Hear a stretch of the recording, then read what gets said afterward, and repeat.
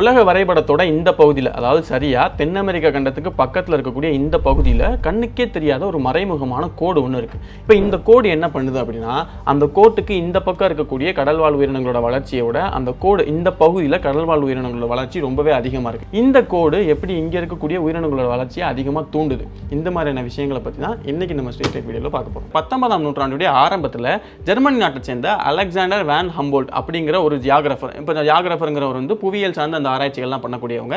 இது போக இந்த ஹம்போல்ட்டுக்கு வந்து நிறைய துறை சார்ந்த அறிவு இருந்திருக்கு. அவர் இந்த பகுதியில் வந்து இந்த பக்கத்தெல்லாம் ஆராய்ச்சி பண்ணி பார்க்குறாரு. அப்போ இந்த பகுதிகள்லையும் இந்த கடல் பகுதியிலையும் அதிகமான வந்து உயிரினங்கள் இருக்கிறதுக்கு முக்கியமான காரணமாக இங்கே இருக்கக்கூடிய ஓஷன் கரண்ட் தான் காரணமாக இருக்குது அப்படிங்கிறது அவருக்கு தெரிய வருது. இப்போ ஓஷன் கரண்ட்டை பொறுத்த வரைக்கும் இங்கே இருக்கக்கூடிய ஓஷன் கரண்ட் இவர் தான் கண்டுபிடிச்சார், இதை பற்றி அவர் தான் தெரிஞ்சுக்கிட்டாரு. அப்படிங்கிறதுனால இந்த ஓஷன் கரண்ட்டுக்கு ஹம்போல்ட் கரண்ட் அப்படிங்கிற பேரை வச்சுட்டாங்க. இப்போ ஹம்போல்ட் கரண்ட்டை பொறுத்த வரைக்கும் அது தென் அமெரிக்க கண்டத்துடைய தெற்கு பகுதியில் இங்கே கீழேருந்து அப்படியே ஆரம்பித்து மேலே போக போக இந்த ஈக்குவேட்டருக்கு பக்கத்தில் வரும்போது அப்படியே மேற்கு பகுதியில் அப்படியே திரும்பிக்கிட்டு இப்படி போகுது. இப்போ இந்த பகுதியில் இந்த மாதிரி ஒரு ஓஷன் கரண்ட் இங்கேருந்து இப்படி போகுது அப்படிங்கிறதுனால தான் வீடியோட ஆரம்பத்தில் கண்ணுக்கே தெரியாத ஒரு கரண்ட் இப்படி போயிட்டு இருக்கு, கண்ணுக்கே தெரியாத ஒரு கோடு இருக்குது அப்படிங்கிற மாதிரி சொல்லியிருப்பேன். இந்த ஓஷன் கரண்ட் தான் இங்கே இருக்கக்கூடிய உயிரினங்களோட வளர்ச்சி அதிகமாக தூண்டுது.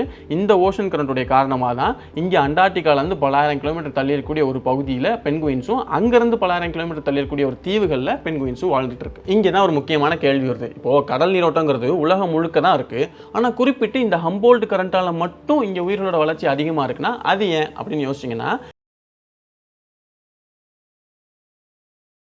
ஆரோக்கியமான வாழ்க்கைக்கு ஆராவில் ஹெல்த் மிக்ஸ் auravil.in வெப்சைட்ல இருந்து வாங்கலாம்.